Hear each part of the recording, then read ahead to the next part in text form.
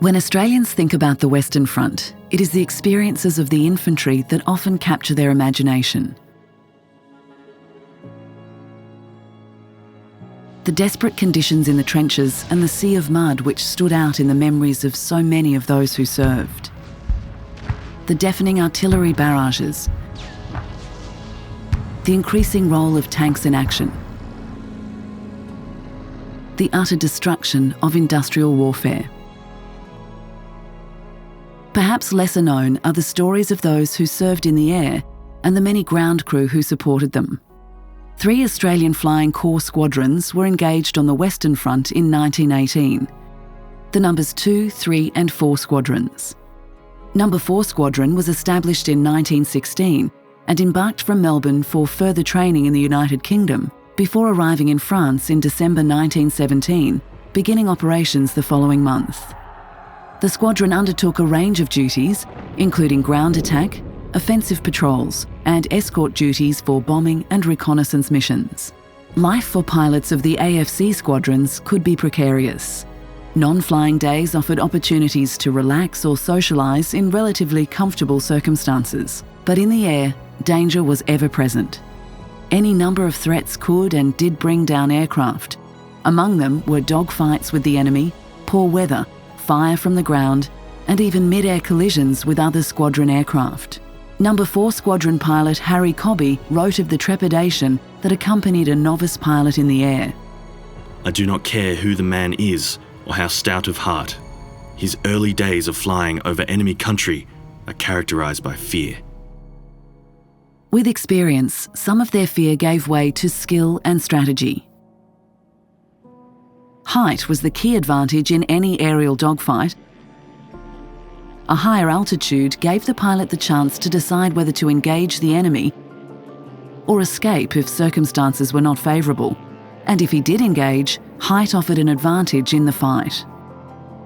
Cobby reflected that aerial combat could be accompanied with an ill feeling as one watched a defeated aircraft and its pilot hurtle towards the ground in flames. The stories of pilots like Henri tend to dominate the history of the AFC. Their experiences in the air were dramatic and dangerous, but pilots were a minority in Flying Corps squadrons.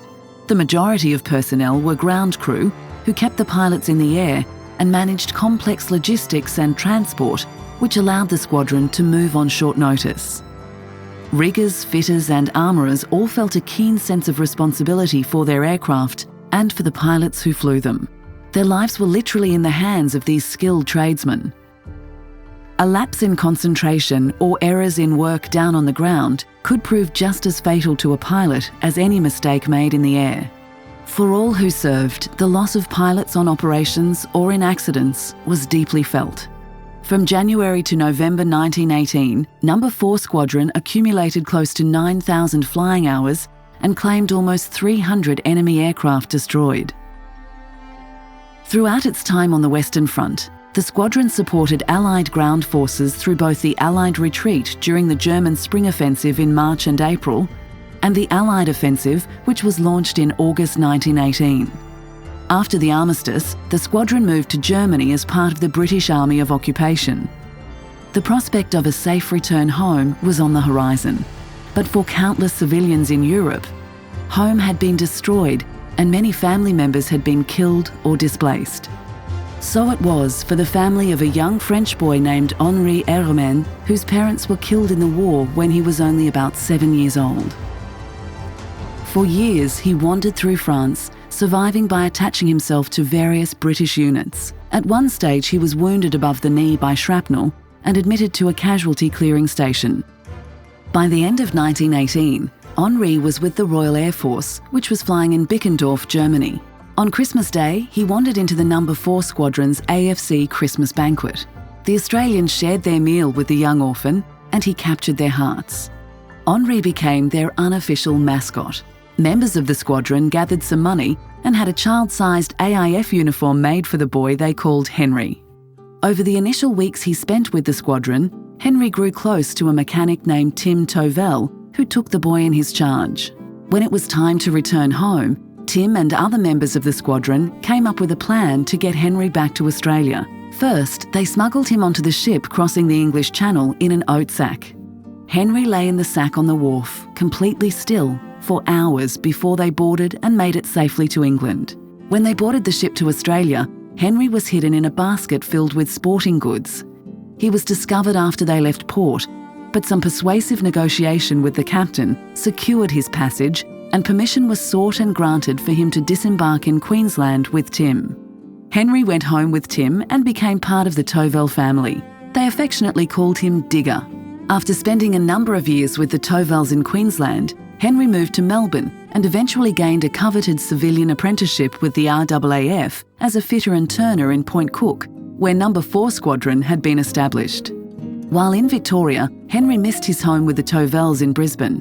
He planned to return when he turned 21. But Henri's wish was not to be.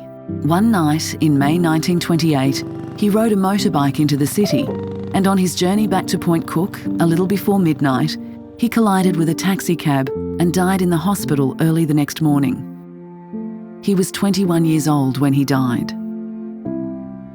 The Tovell family grieved Henri's loss deeply, as Tim expressed in his letter back to the Secretary of the Air Board, Major Coleman, who had written to advise him of plans for Henri's burial. You will understand how both Mrs. Tovell and myself feel about the loss of our own dear boy, for he is to us as our son. We are both heartbroken at the sad news, which still seems a dream. It seems almost impossible to believe that as I pen these few lines that you are laying him to rest in Melbourne. God bless him, as he was a good lad, and it is comforting to us to know that you are there, sir, to see the last of him on this earth. All our bitter tears will not bring him back to us. Henri was buried in Fawkner Cemetery with military honours. The Argus ran a subscription to pay for a memorial headstone. The fund raised £150, and the memorial was erected over Henri's grave in 1932. When Tim Tovell and other members of No. 4 Squadron enlisted, they could never have expected to form such strong bonds with a young French orphan who became, if only for a short time, a treasured part of their lives.